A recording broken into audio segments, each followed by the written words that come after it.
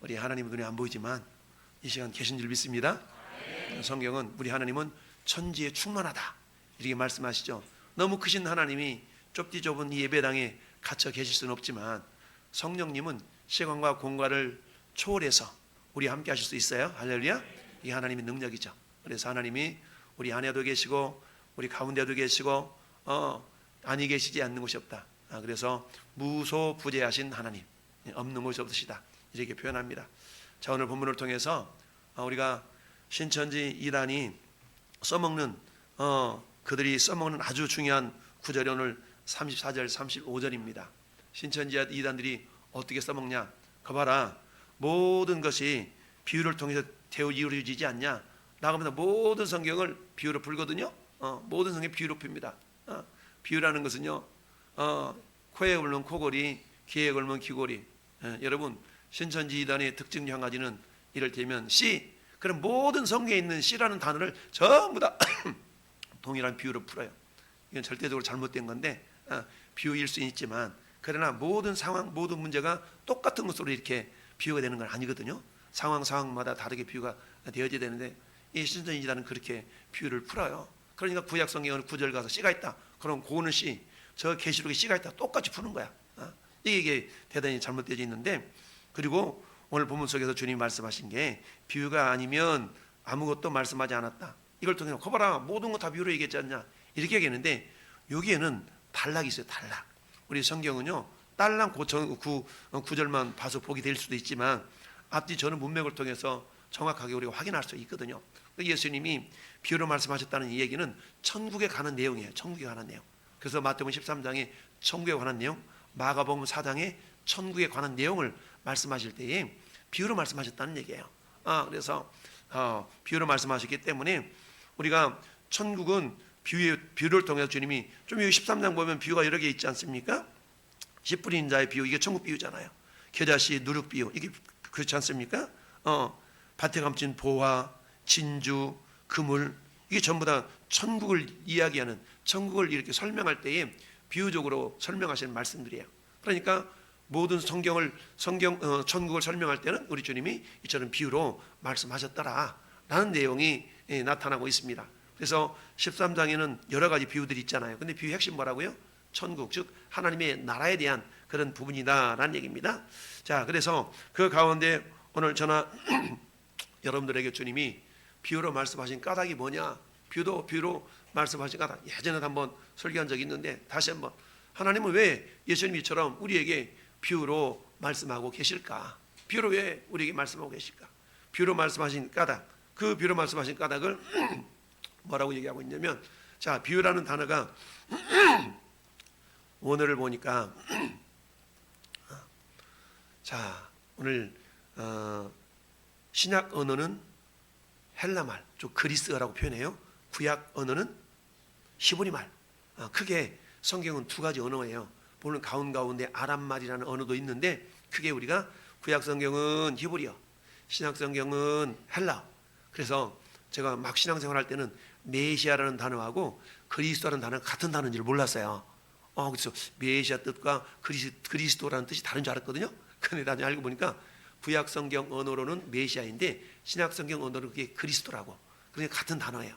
그래서 메시아나 그리스도는 같은 단어. 우리말로 말하면 기름 부음을 받은 자라는 단어죠. 그래서 핸델의 메시아, 이런 또 음악도 있지 않습니까? 그런 것처럼 우리가, 여러분 성경 못 읽어, 저거 원어 못 읽어도 되는데 설명을 하기 위해서 그런 거니까 여러분 한글만 읽으시면 돼요. 자, 어떤 사람이 아들한테 물건 하나 주고 이렇게 하면, 야, 너희가 한번 팔아볼래? 너희가 한번 팔아볼래? 이렇게 얘기했어요. 이게 뭐라고요? 이게 비유. 팔아볼래? 너희가 한번 팔아볼래? 근데 팔려면 어떻게 해야 돼요? 발품을 팔아야 돼. 팔아, 발로. 그래서 팔아볼래라는 말은 비유라는 명사고요. 이 명사는 어디서 왔냐면 파라발로라는 그런 동사에서 유출이 됐어요. 그런데 파라발로라는 그런 동사는 어떤 의미가 있냐면 비교하기 위해서 뭐하다? 옆에다 두다, 이런 거예요. 여러분, 어떤 것이 검정색이야, 그리고는 어떤 색이 하얀색이야. 근데 이것이 검정색이라고 막 하얀색을 갖다 주장해 버리면 진짜 이것이 검정색인지 모르잖아요. 그때 하얀색을 딱 갖다 놓으면 이게 진짜 하얀색이구나, 검정색이구나, 이거를 우리가 알 수가 있는 거잖아요. 그런 것처럼 옆에다 딱 갖다 두는 거, 이걸 갖다 뭐라 그런다고요? 이걸 파라발로 비유하다 이런 뜻이에요. 마치 천국이라는 것이, 천국 도대체 그게 뭔데 잘 몰라. 이게 흰색이야 검정색이야 몰라. 그러니까 흰색일 때는 검정색을 갖다 놔야만, 옆에 딱 둬야만 이게 색깔이 다르네, 구분할 수 있는 것처럼. 이게 천국이야. 천국이 뭔데? 그거 이렇게 생겼어 라고 옆에다 이게 둠으로 말미암아서 천국이 확실하게 이해가 되어지도록 하는 것이 뭐라고요? 그게 비유라는 얘기죠. 그러니까 두 개 다 갖다 놓으니까 저 비유라는 단어는 비교라는 단어도 의미가 있어요. 이게 비교해 보니까 그러네 라고 우리가 받아들일 수 있는 거거든요. 그래서 보통 비유라는 단어를 뭐라고 한다고요? 팔아볼래? 너 한번 팔아볼래? 팔아볼래? 라고 여러분들이 이해를 할 수 있고요. 근데 팔락은 뭘 사용해야 돼요? 발을 사용해야 돼. 발품을 사용해야 돼. 야, 팔아볼래? 한번 발로? 이렇게 우리가 원래 우리 신학교 다닐 때 히브리어 헬라어 외울 때 연상 기법이라 그래가지고 그렇게 해서 막 외우거든요. 그래서 뭐 팔아볼래? 지난주에는 사람 앞에서 우리가 시인하다는 단어를 배웠잖아요. 시인하다는 단어는 시인하다. 그랬더니 뭐 이렇게 입으로 인정하는 거지. 그건 맞는 말인데, 우리가 시인하다는 단어는 뭐라고 여러 말씀드리냐면 호몰로게오라고 해서 호몰로게오. 이것은 한 입이 되어서 말하다는 뜻이라고 했어요. 호모라는 같은 함께 이런 뜻이거든요. 함께 이 단어는 호모와 로고스가 합쳐진 단어라고 그랬어요. 로고스는 말씀이잖아요. 근데 이 말씀은, 로고스는 어디서 왔냐면 레게오라는 말에서 왔어. 그러니까 이 레게오라는 말과 호모라는 단어가 합쳐져 가지고 호몰레게오라고 그랬어. 그건 뭐냐? 내 입술인데 내 입술이 마치 예수님 입술인 것처럼 사용해서 우리가 뭐라 그래요? 주님을 시인하고 자랑하는 거가 된다는 얘기죠. 그러니까 내 입술이 주님 입술인 것처럼 되려고 그러면 우리가 성경을 알지 못하면 주님 입술이 될 수 없어요. 그러니까 내 입술이 주님 입술이 되려면 성경을 배우려고 해야 되고, 성경에 대해서 여러분 무관심하면 안 됩니다. 관심을 가지고, 여러분 우리 여기 강성목 성도님은 아주 이단에 아주 전문가시잖아요. 그래서 막 신천지도 가서 막 1년 동안 가서 공부하고 하고, 또 저기 옛날에 박태선 장로가 했던 그게 뭐죠 그게? 전도관에서도 막 수십 년 동안 막 전문가가 돼가지고 아주 빠삭하신 분이야. 그렇게 해가지고 어떻게 요것이 진짜가 가짜인가를 분별할 수 있는 기준이 딱 쓰셨어. 근데 우리는 어때요? 알라고 하지 않아. 그래서 자주 말씀드리는 것처럼 우리는 따릅시다. 툭탁 성도가 되지 말자. 툭탁 성도가 뭐라고 그랬어요? 우리 김명희 씨는 툭탁 성도가 뭐예요? 안 들어봤지? 툭탁 성도, 이걸 툭탁 성도라고 그래요. 오늘 주일 가면 성역제 들고 갔다가 주일날 먼저 털어가지고 예배당에 들고 와. 그리고 오늘 갔다가 사요나라고 성경적이 안녕하고 딱 놔뒀다가, 이 툭탁 성도들이죠. 툭탁 성도들. 툭탁 성도 되면 안 돼요. 할렐루야. 그러면 이거 마귀 밥이 돼. 마귀 밥. 야, 쟤는 마귀 밥이다. 그럼 마귀가 삼키려고 그래. 우리는 툭탁 성도 되지 말고, 적어도 여러분 성경책 집에도 다 있잖아. 또 요새는 뭐 성경책들이 많으니까 우리 어르신들은 무거워가지고 여기다가 다 짱박아놓고 다니는데, 그래도 집에 가서 많이 읽으셔야 돼. 그래서 성경 많이 읽으시고, 모르는 거 물어보고. 요즘은요 인터넷 치면 다 나와. 요즘은요 AI 목사도 있어. AI 목사, AI 스님, AI 목사 이런 게 있거든요. 그러니까 여러분, 한 목사한테 안 물어봐도 잘 알려줘. 여러분 네이버한테 검색만 해도, 구글한테 검색만 해도 잘 알려주거든요. 모르는 것은 다 해가지고 확인할 때 저한테 물어봐. 목사님 차도만 이렇게 되는데 이게 맞는 거예요? 그럼 저도 모를 수가 있으니까, 이렇게 할 수 있으니까 여러분 어찌하든 하나님의 말씀은 여러분 알아야 면장도 살아먹는단 말이 있어요. 그러니까 말씀을 잘 알 수 있도록 우리 잘하는 비결, 첫 번째 따릅시다. 많이 읽는다. 네. 여러분 많이 읽지 않고 깊이 읽을 수 없어요. 어떤 사람은 그거 많이 읽으면 뭐해? 많이 깊이 읽을 거야. 읽다가 레이기 가서 못 읽잖아. 레이기 막 제사 얘기 나오면 신경질 나서 안 읽고 말잖아요. 그러다가 내년부터 다시 읽어야지. 그럼 또 레이기 갔다 말고, 레이기 갔다 말고. 역대상 보니까 이게 뭐 족보가 이렇게 많아. 막 9장까지 족보잖아. 10장까지. 그러니 읽다가 무슨 이름들이 이렇게 많아. 읽다 말아. 창세기는 스토리니까 재밌잖아. 출애굽기도 스토리니까 재밌잖아. 그런데 레이기서 넘어가면 이 법전이거든. 법전. 그게 재미없잖아. 덮어놓고. 그 다음에 어때요? 연초가 되면 작심하잖아. 작심. 올해는 내가 성경을 읽으리라, 일독하리라. 그러다가 뭐예요? 아이고 또 레이게 막혀가지고 덮어놓고 막 안 읽어버리잖아. 그러기를 몇 년? 그러기를 10년. 10년 지나면 강사이 변하는데 성경적인 그대로야. 성경적인 그대로. 여러분 오늘 말씀을 3월 쓰기 바랍니다. 바라볼래? 비유로 주님이 말씀하신 이유가 있다는 얘기죠. 바라볼래는 비유라는 뜻인데 이 비유라는 뜻의 원어를 이렇게 보니까 근거, 이렇게 앞단계 덜 거슬러가는 언어가 파라발로라는 그런 단어예요. 근데 이 단어는 비교하기 위해서 옆에 딱 둔대는 거야. 옆에 둔대. 그거 보니까 얼마나 그렇네? 이게 기준이 있으면 어때요? 이건 짧고만, 이건 길고만 알 수 있잖아요. 뭐가 딱 두고 같이 비교해 본다는 얘기예요. 그래서 저 단어는 비유라는 단어이지만도 비교라는 단어도 된다는 얘기죠. 그런데 여러분 히브리어의 헬라어의 80%를 합성을 하고 있어요. 합성어. 80%는 합성어. 합성을 하는 말은 두 개가 합쳐진 단어라고 그랬어요. 그래서 저 단어는 파라라는 단어와 본래 말로라는 단어가 합쳐진 단어예요. 그래서 파라라는 말은 옆에, 곁에 이런 의미가 있어요. 옆에도 두다, 곁에 두다 이런 말이 있거든요. 여러분 여름에 이렇게 저 빨간 동그란 우리 전도할 때 이렇게 펴는 걸 뭐라 그래요? 파라솔이라고. 파라솔. 이 파라솔은 옆에다 딱 놓고 응달을 피하는, 응달을 만들어놓는 여기 파라솔. 파라란 말이 그 옆에다 딱 둔다 이런 뜻이야. 옆에는 파라. 그다음에 발로라는 말은 놓다, 던지다, 두다 이런 의미가 있어요. 그러니까 놓다, 두다, 던지다 이런 의미가 있어. 그러니까 뭐하는 옆에 두고 비교하는 거야. 비교하다 이런 단어가 있거든요. 그러니까 비유라는 말은 내가 옆에다가 뭘 둬요. 뭘 두어서 비교를 하는 겁니다. 근데 뭘 둬야 될까? 우리는 말씀을 두는 거죠. 할렐루야. 여러분 비교할 수 있는 말씀이 없다면, 비교할 수 없는 말씀이 없다면 이단들이 얘기할 때 그런가 보다 하고 넘어가요. 근데 여러분 비교할 수 있는 말씀을 여러분 마음속에 두어야 돼. 마음속에 딱 두면 아니구만 이렇게 될 수가 있는데, 비교할 수 있는 말씀을 여러분 마음속에 두지 못하면 마귀가 와서 홀라당 삼켜버려. 그러니까 여러분들은 말씀을 알아야 돼. 마치 호세아 선지자를 통하여서 하나님께서 야 너는 여호와를 알아라, 힘써 여호와를 알아라 말씀하시잖아요. 여호와를 알아래. 영신 하나님 어떻게 알아요? 말씀을 통해 아는 겁니다. 그러니까 어때요? 우리가 말씀 알기 위해서 최선을 다할 수 있기를 바랍니다. 자, 그래서 비유라는 것은 저런 의미가 있다는 걸 아시고, 그렇다면 왜 우리 하나님께서 비유로 말씀하셨는가? 비유란, 그래서 1번 읽어봅시다. 시작.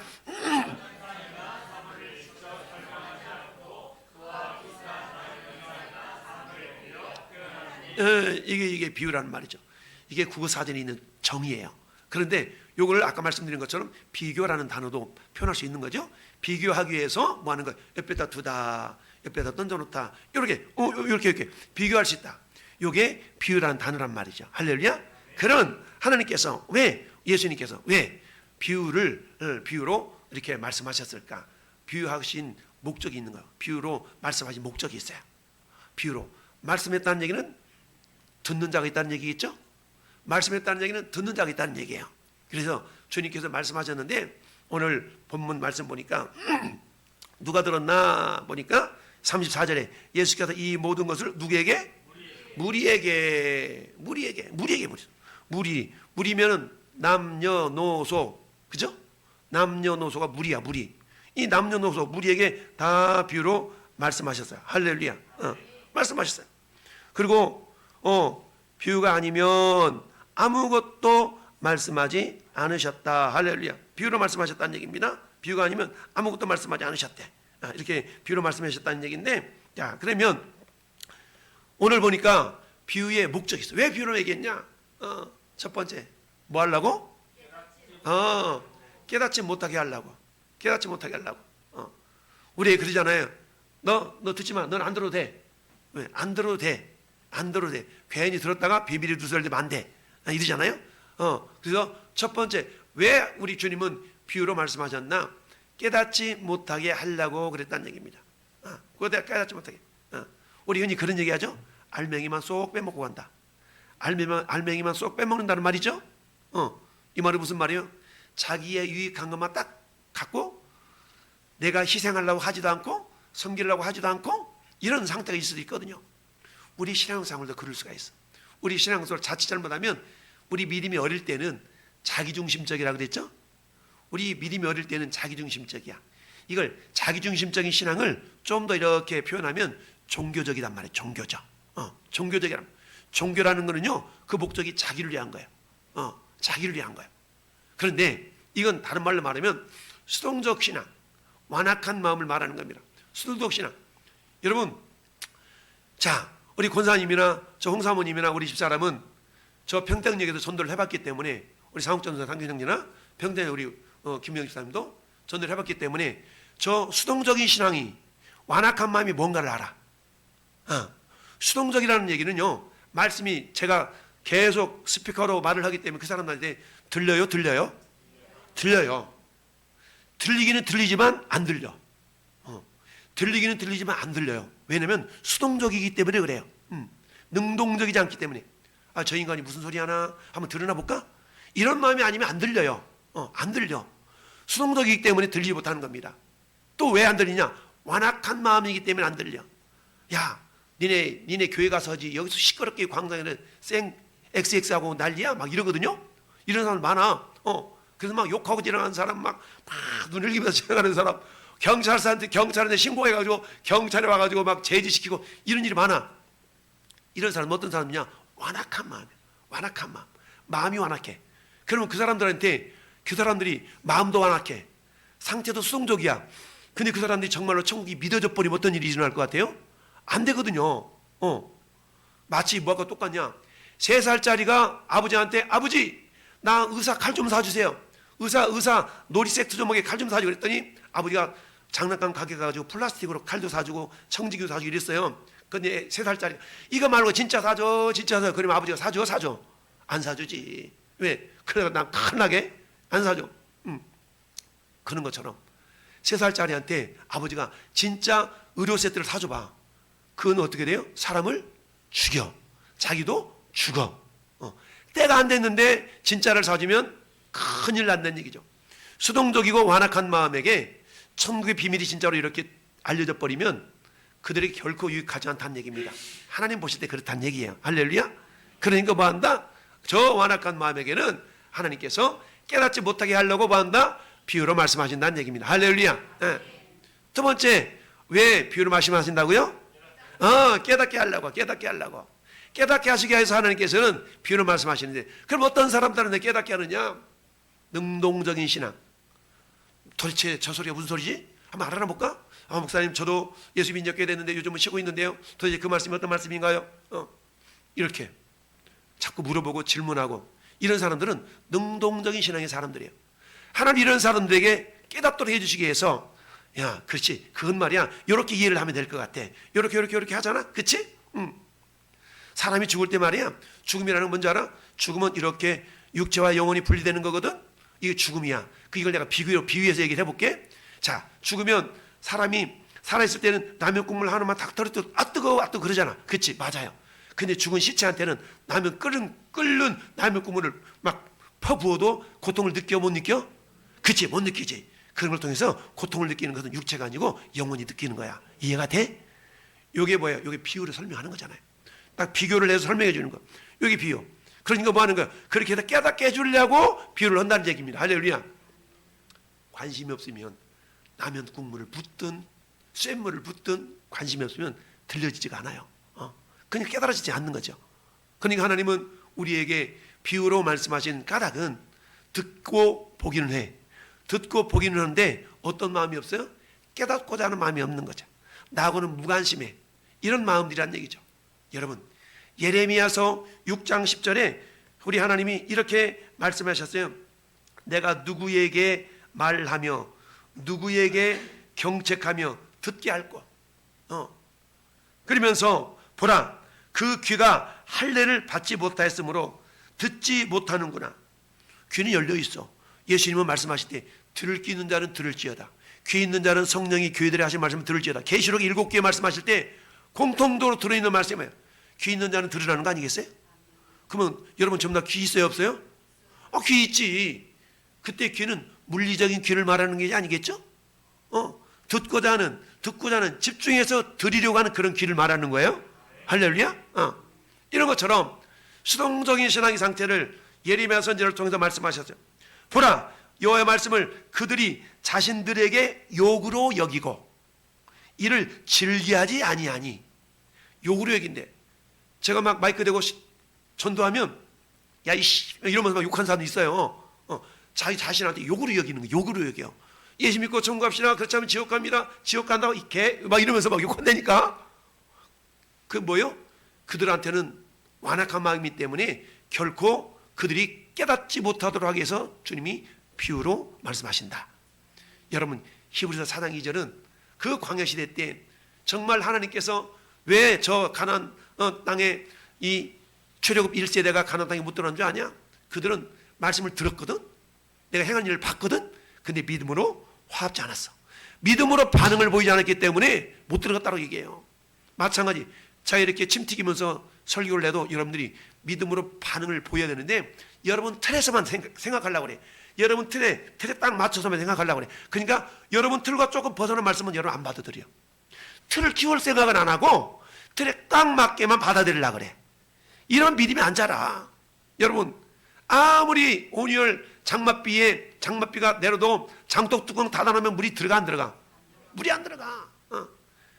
여러분, 장맛비에 장종지만한 그 그릇을 장독대 위에 놓으면 빗물이 얼마나 많이 담겨? 그만큼만 담기는 거야. 근데 여러분, 저 드럼통 이렇게 까가지고 뚜껑 열어놓으면 장맛비 드럼통에 물이 차? 물이 차. 똑같은 이치로 전 여러분들이 말씀을 받을 때 정말 그런가? 베레아 사람들은 데살로니가 사람들보다 더 신사적이었어. 하나님 아들 말씀을 들을 때에 과연 그러한가? 하고 상고했다고 그래서 상고. 여러분, 전 여러분들이 믿음의 그릇이 요만하면 믿음의 그릇을 키울 생각을 해야 돼요. 믿음은 들음에서 나며 들음은 그리스도의 말씀으로 말미암았느니라. 할렐루야. 툭탁 성도는요 결코 믿음에 자랄 수가 없습니다. 믿음이 안 자라요. 세월은 가지만 믿음은 안 자라. 여러분, 뱀이 세월이 지나면 우리가 옛말로 그러잖아요. 세상말로 뱀이 세월이 지나면 뭐가 돼요? 이무기가 되고 용이 되고 하늘 올라가야 되잖아. 용이 되지 못한 뱀을 뭐라고 그러면 이무기라고 그래. 여러분, 뱀이 커갖고 나이가 먹으면 용이 돼야 되는데 용이 못 되니까 뭐가 되는 거야? 이무기가 돼가지고 밭도록 논도록 다니면서 다 헤매고 다니는 거야. 교회 내에서 믿음의 연륜이 깊은데 여러분, 신앙이 자라지 않으면 교회 바깥에서 뭔가 주님의 선한 일을 하려고 하지 아니고 교회 내에서 뭔가 문제를 발생시켜. 왜 그러냐면 이무기가 돼서 용이 돼가지고 세상을 호령하고 이래야 되는데 그게 아니라 이무기가 돼가지고 우리 교회 뭐 문제 없나 자그마한 흠을 침소 봉대해가지고 트러블 메이커가 돼버리면 안 된다는 얘기입니다. 할렐루야. 그래요. 그래서 여러분의 믿음의 그릇이 커지길 바라요. 그러려고 그러면 능동적인 신앙이 돼야 돼. 능동적인 신앙. 또한 부드러운 마음이 돼야 돼. 여러분, 예수님 말씀하셨잖아요. 자, 세수는 어디다 담으라고요? 이를 세부대 담아야 돼. 옛날 부대 담아야 돼. 세부대. 세수는 세부대 담아야 돼. 무슨 말이냐면 이 술푸대가 옛날에는 가죽에서 까주. 여러분, 근데 새 가죽은 어때요? 버들버들해. 그래가지고 세수는 어때? 발효성이 강하거든. 발효가 되면 이게 팽창이 돼. 근데 이것을 옛날 부대 담으면 옛날 부대는 딱딱해져. 가죽이 딱딱하기 때문에 이게 팽창이 되면 홀라당 깨져버린다고. 그러니까 세수는 세부대에 담으라는 얘기입니다. 마찬가지로 전에 여러분 믿음의 그릇이 장종지만 하면 그만큼만 은혜를 받는 거죠. 장종이만큼만 은혜를 받아. 그러니까 믿음의 그릇이 커져지길 바라요. 그러려고 하면 내 마음이 뭐야 되면 내 마음이 부드러워야 돼. 내 마음이 부드러워야 돼. 할렐루야. 이 내 마음이 부드러워라고 오늘 13장 말씀하고 있잖아요. 좋은 땅에 뿌려졌다는 것은 마음이 부드러운 거예요. 부드러운 마음이요. 부드러운 마음. 할렐루야. 씨앗이 뿌려진 대로 열매를 맺는 거예요. 근데 내 마음이 딱딱하면 씨앗이 뿌려진 대로 마귀가 가져가 버려. 요 틀 밖에 있는 건 전부 다 마귀가 가져가 버려. 요만큼이 심겨졌는데 고기도 그나마나 자갈 받쳐가지고 씨앗이 열매를 못 맺어. 여러분이요, 전 여러분들이 능동적인 신앙인, 여러분 계시록 3장 16절은 어떤 마음이에요? 주님이 라오디게아 교회를 향해서 말씀하고 있어요. 야, 네 믿음이 좀 뜨겁든지 차갑든지 했으면 좋겠다. 어찌 그리 믿음이 미지근하냐? 여러분 신앙이 혹시 미지근하진 않으세요? 우리 미지근하면 안 돼요. 냉철한 이성을 가지고 뜨거운 열정으로 할렐루야. 네. 우리 신앙생활 해야 됩니다. 그래서 하나님은 열정, 열심 이걸 하나님 기뻐하셔요. 근데 방향이 바라야 되죠. 여러분 방향이 바르지 않는데 열심을 내보는 그건 아무 의미가 없어요. 열심 내는 만큼 손해야. 그래서 여러분 속도보다 더 중요한 것이 방향이라고 그랬죠. 내 방향에 제대로 가고 있는 건 항상 말씀의 기준에 딱 비춰가지고 내 방향 바르네 그러네. 열심으로 치면 2단보다 더 열심히 있는데 어디에 봐보세요. 여기 여호와 증인들 아침 8시부터 나와서 딱 서 있잖아. 여러분 아침 8시 여러분 뭐하고 있어? 어떤 사람 자빠져 자잖아. 근데 저 사람 부지런해가지고 다 이렇게 막 2시간씩 교대하면서 그 사람들 보초 서듯이 그렇게 하잖아요. 말도 안 해. 그냥 서 있는 거야. 그래도 그게 그 모습 때 감동돼가지고 여호와 증인으로 넘어간 사람 얼마나 많아요. 근데 우리는 가짜들도 그렇게 열심히 하는데 우리는 진짜를 가지고 미지근하게 툭탁 성도돼가지고 이단이 뭐라 그러면 어머나 세상에 저런 말이 있었단 말이야? 우리 목사님이 저런 얘기 안 해줬대? 비교가 안 되니까 그게 진짜인 줄 하고 넘어가 버리잖아요. 비교가 돼야 되는데 비교가 안 되니까 넘어가 버린다는 얘기입니다. 여러분 전에 없는 마음이 완악해지지 않기를 바라요. 뜨거운 열정과 열심을 품기를 바랍니다. 바른 방향으로 주님 사도 바울 고백처럼 달려갈 길. 여러분 나는 선함 싸우고 달려갈 길 갔대.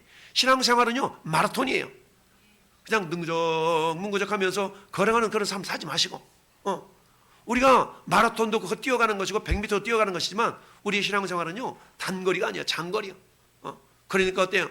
초반에 냄비 물 끓듯이 호로록 끓다가 푹 사라지는 그런 신앙인들 얼마나 많은 줄 아세요? 그러나 여러분 다 돌솥밥은 어때? 다 밥 퍼먹고 그 누룽지 만들어 먹고 찬물을 탁 부어도 보글보글 끓잖아.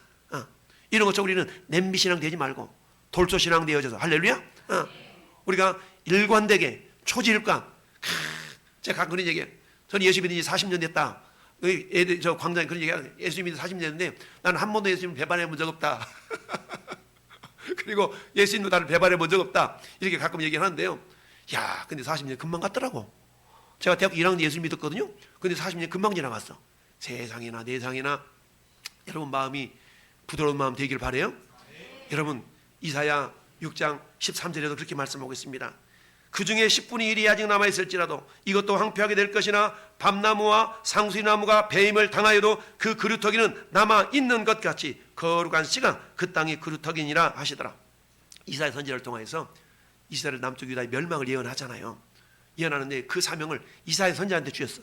근데 이사야 선지자가 저는 죄가 많아가지고 안 돼요. 저는 싫어요. 그럴 때 제단 숯불을 탁 꺼다가 입을 확 지져주잖아. 내 악이 체하여졌다. 나 그러니까 그러고 나서 하나님 뭐라 말씀? 내가 누구 보내지? 내가 누구 보낼까? 이거 누가 하지? 그랬더니 목사님이 하세요. 그러지 말고 누가 한다고요? 그렇지. 저요 제가 할게요. 이런 제가 돼야 되는데 제요 제가 이러면 안 돼요? 저요는 제가 돼야 되는데 제요 그러면 안 돼요. 제가 할게요. 할렐루야. 말합시다. 제가 할게요. 제가 할게요. 그래서 여러분 솔로몬의 성전 두 기둥은 보아스와 야긴이잖아요. 야긴과 보아스. 저 안에 능력이 있다. 저가 세우리라. 근다고 했잖아요. 맞아. 누군가 세우겠지가 아니요. 성전에 두 기둥이 있는데 주님 야고보는 기둥 같다 그랬어. 내가 바로 기둥 같은 존재 되겠나이다. 할렐루야. 내가 세우겠나이다. 할렐루야. 나에게 능력이 있습니다. 할렐루야. 이렇게 여러분들의 신앙생활을 해야 된다는 얘기예요. 이처럼 깨닫게 하기 위해서 깨닫지 못하게 해서 주님이 비유로 말씀하셨어요. 여러분은 깨닫는 자예요? 안 깨닫는 자예요? 깨닫는 자가 되길 바라요. 그러다면 여러분 마음이 어떤 자? 부드러운 자. 여러분 부드러운 자는 어떤 자인가? 따라합시다. 사모하는 마음. 사모하는 마음 있는 자가 부드러운 자예요. 여러분 시편 107편 9절에는 저가 사모하는 심령을 만족시키시고 주린 영혼에게 좋은 것으로 채워주시미로다. 할렐루야. 사모하는 심령을 만족시키신대. 여러분 엄마가 쌍둥이가 있어. 쌍둥이 딱 났어. 그러면 두 쪽에 어느 놈 먼저 젖을 줘? 큰 놈부터 줘요? 우는 놈부터 주지. 우는 놈부터 젖주는 거야. 여러분 제비집 져가지고 옛날에 우리 진임원 지사님 저 주택에 있을 때 거기 제비집 항상 해마다 졌는데 주택이 없어져가지고 제비집을 못 보내. 지사님 집이 해마다 제비가 집을 졌는데 제비가 집 잃고 제비 새끼를 낳잖아. 우리 사람 볼 때 똑같잖아. 그럼 엄마 제비 아빠 제비 가가지고 가서 메뚜기 한 마리 잡아오거든요. 메뚜기 다 잡으면 어느 새끼한테 준다고? 아니요. 다 울어. 달기 울기는 우는데 어떻게 우는데 입을 쫙 저요 저요 입을 쫙 벌린 놈한테 먹이를 줘요. 할렐루야. 엄마 제비 아빠 제비가 입을 쫙 벌려 막 저요 이런 놈한테 먹이를 준다니까. 여러분 10편 119편에 보면 119편 보면 20절 30절 40절 몇 절까지 사모하래. 사모하면 하나님께서 복을 주신대. 하나님은요 사모하는 마음을 믿음으로 여겨주셔요. 믿음에 의한 놀라운 역사가 있는데 하나님은 사모할 때 그 사모함을 믿음으로 여겨주신 줄 믿습니다. 베드로전서 2장 2절은 뭐예요? 베드로전서 2장 2절 뭐예요 권사님? 갓난아이 같이 신령한 젖, 순전한 젖을 사모하라 그러잖아요. 갓난아이는 울면 하는 게 세 가지 울기만 하면 되잖아요. 그럼 엄마 딱 알아서 얘는 똥 쌌구나, 얘는 배고프구나 다 알아서 해주잖아. 울기만 해. 신령한 젖을 사모하래. 할렐루야. 네. 하나님 배고파요. 젖 주세요, 젖 주세요. 그 젖이 뭐예요? 말씀을 사모하라는 겁니다. 이게 어떤 마음? 부드러운 마음. 이런 사람들한테는 비유를 써서라도 하나님 깨닫게 해주신다는 얘기입니다. 할렐루야. 네. 그러면 이렇게 해서 깨닫게 해주시는데 그러면 비유의 결과 이렇게 깨닫게 해주실 때에 어떤 결과가 빚어지느냐? 따라서 있는 자는 받아서 넉넉하게 됩니다. 있는 자는 받아서 넉넉하게 돼요. 있다는 얘기는 뭐가 있다는 얘기예요? 믿음이 있다는 얘기예요. 받아들일 마음이 있다는 얘기입니다. 마음이 있어. 오늘 저 연주가 오늘 나왔네. 장연주. 우리 지난주에 막 여러분 만났는데 방학기간이라 그래 연주야 와라 그랬더니 오늘 온다고 약속했는데 진짜 나왔어. 할렐루야. 남연주. 이 이름이 비슷한 애가 여러 명 있어서 장윤주라는 애가 있거든. 얘는 서울에 할머니 댁에 가지고 어제 통화했는데 연주는 할머니 댁에 방학 동안 있는데 근데 우리 남연주는 연주 헷갈린데 연주로 나왔네. 할렐루야. 저 친구도 우리 평택에서 만난 친구. 어찌하든 하나님 은혜가 넘치길 바라요. 여러분 있는 자는 받아도 넉넉해. 복음을 받아들이는 자 어떤 자가 받아들여? 마음이 부드러운 자는 받아들여요. 어떤 자가 받아들여요? 사모하는 자는 받아들이게 돼 있어요. 할렐루야. 어떤 자가 받아들여? 관심 있는 자는 받아들이게 돼 있어요. 할렐루야. 근데 없는 자 뭐가 없어요? 있는 것도 빼앗긴대. 여러분 있다는 얘기는 달란트 비유를 통해서 우리 두 가지로 나눴잖아요. 2달란트 5달란트는 받은 즉각 가지고 막 장사했잖아요. 한 달에 받은 자는 뭐 이거 갖고 내가 뭐 한다고 그냥 본전치기는 하지 뭐 딱 짱 박아놨어. 요 사람이 뭐예요? 이 사람이 없는 자야. 2달란트 5달을 받는 자는 있는 자야. 그러니까 어때요? 열심히 하니까 5개를 더 받잖아요. 거기다가 5달러 남긴 사람은 한 달란트 받아온 까지 빼앗아가지고 그한테 주잖아요. 있는 자는 받아서 넉넉하게 돼.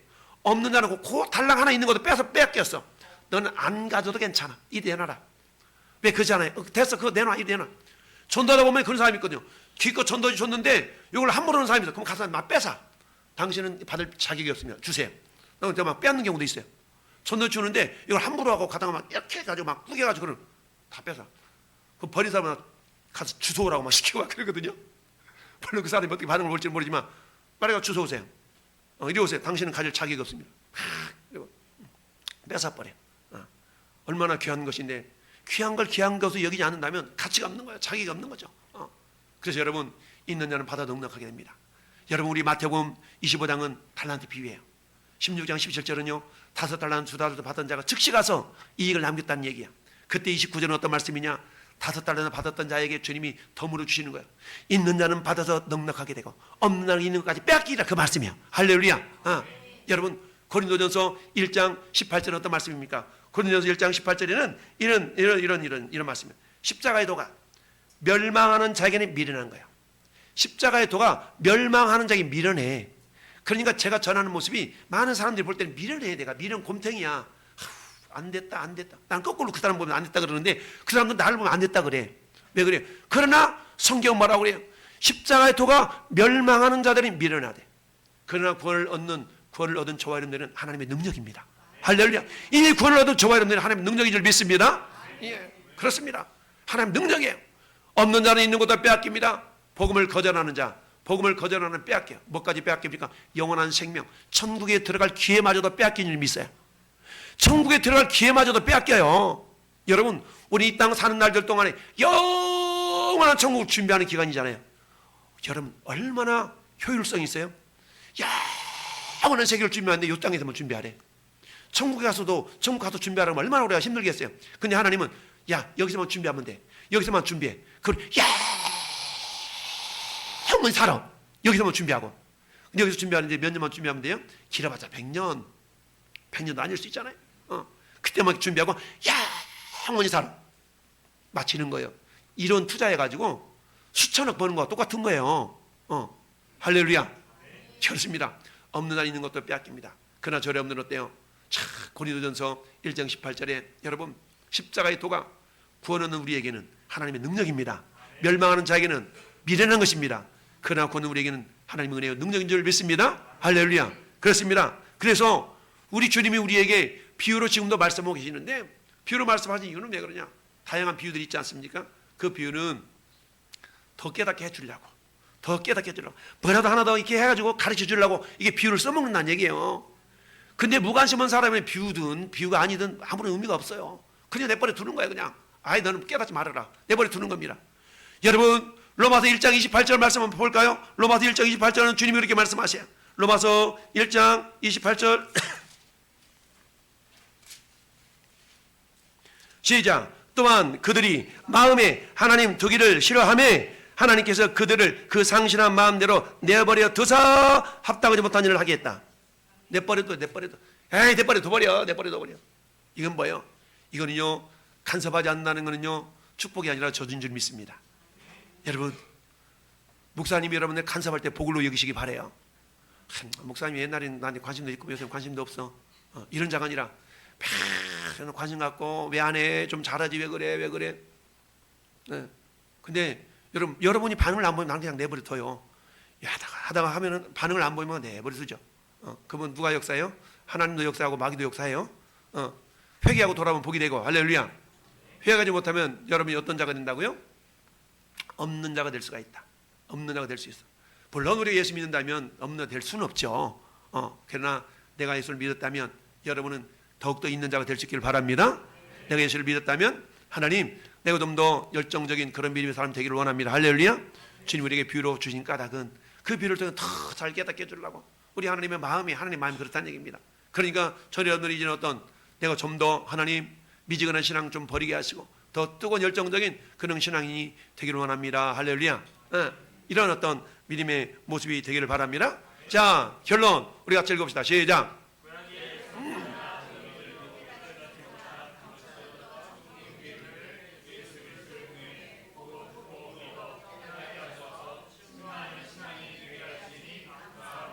아멘. 할렐루야. 침노하는 신앙이 뭐냐? 세례요한의 때부터 천국은 침노를 당하니 침노하는 자가 빼앗느니라 라는 말씀 있잖아요.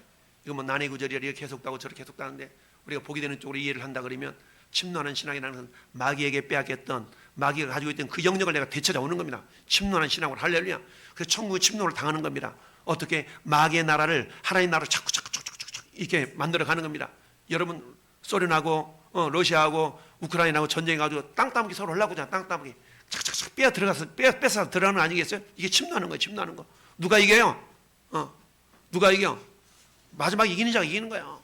무기를 잘 사용하면 끝까지 견디는 자가 이기는 거 아니겠습니까? 저는 여러분도 마찬가지.